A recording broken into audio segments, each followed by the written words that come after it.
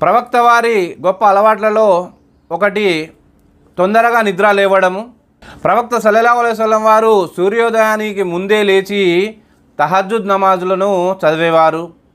మనం సైంటిఫిక్గా కూడా చూస్తే ఎవరైతే తొందరగా లేస్తారో వారి పనిలో ప్రొడక్టివిటీ కూడా ఎక్కువగా ఉంటుంది. ప్రస్తుతం మన సమాజంలో చూస్తే లేటుగా పడుకోవడము, తద్వారా లేటుగా లేవడము మనం చూస్తూ ఉంటాము. కొన్ని పట్టణాలలో అయితే ఈ ఫంక్షన్లు శుభకార్యాలు కూడా లేట్ నైట్గా పెట్టడము మనం చూస్తూ ఉంటున్నాము. కొంతమంది రాత్రులు తొందరగా పడుకోకుండా బజార్లలో ఉండడము, హోటళ్లలో తిరగడము ఇటువంటివి చేస్తూ ఉంటారు. ఇది మంచి పద్ధతి కాదు. మనము ఇషా నమాజ్ తర్వాత తొందరగా పడుకోవాలి. అదేవిధంగా సూర్యోదయానికి ముందే లేవాలి. ఇది మంచి పద్ధతి.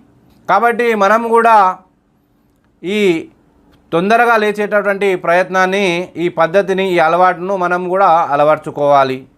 అందుకే పెద్దలు అంటారు, early to sleep, early to wake up. ప్రవక్త వారి అలవాట్లు